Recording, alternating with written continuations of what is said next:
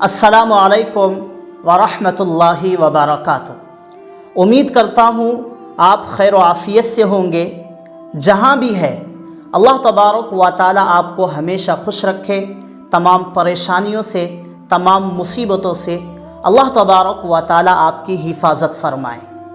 नाज़रीन व सामिईन, शब बारात जिस रात में दुआएं कबूल होती है, अल्लाह तबारक व तआला अपने बंदों की दुआओं को कसरत से कबूल फरमाते हैं।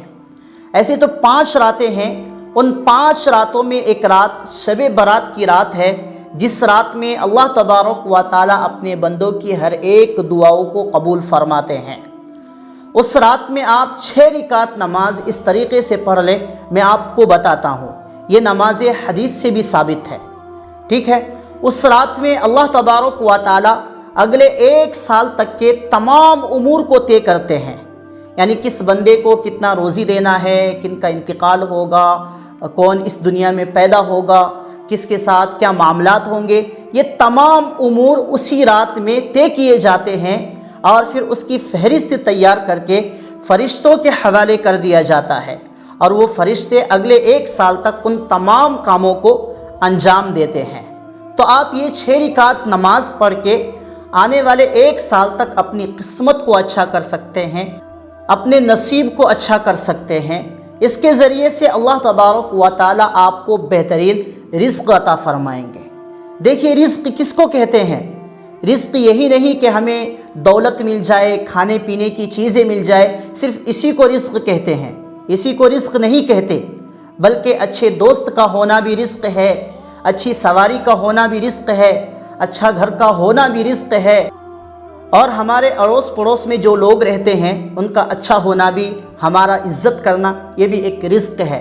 यानी हमारे ज़िंदगी के जितने भी राहत के लिए साजो सामान होते हैं, ये तमाम चीज़ों का हमें मैसर होना, इन तमाम चीज़ों को मिलाकर उसको रिज़्क़ कहते हैं। अगर आप चाहते हैं कि आने वाले 1 साल तक आपकी ज़िंदगी बिल्कुल राहत और सुकून के साथ गुज़रे और आपके घर वालों की ज़िंदगी राहत और सुकून के साथ गुज़रे, तो ये 6 रिकात नमाज आप ज़रूर पढ़ें। इंशाअल्लाह आने वाले 1 साल तक के लिए अल्लाह तबारक व तआला आपके लिए सहूलियत के रास्तों को खोल देंगे। आपने 6 रिकात नमाज पढ़नी है, 3 बार में 6 रिकात मुकम्मल हो जाएंगे।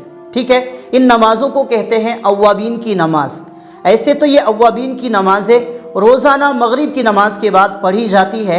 आप इन नमाज़ों को रोज़ाना पढ़ते हैं या नहीं पढ़ते हैं, ये अलग सी बात है, लेकिन शब बारात को मगरिब की नमाज के बाद सुन्नत और नवाफिल से फ़ारिग होकर ये 6 रिकात नमाज आप इस तरीक़े से पढ़ें।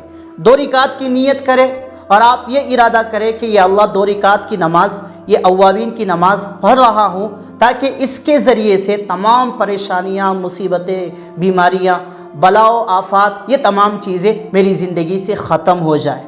ये 2 रिकात नमाज पढ़े। 2 रिकात नमाज जिस तरीके से नवाफिल पढ़ते हैं, कंप्लीट करने के बाद बैठकर ही 21 मरतबा सूरह इखलास पढ़े। कुल हुवल्लाहु अहद अल्लाहु समद, ये पूरी सूरत की तिलावत करे 21 मरतबा।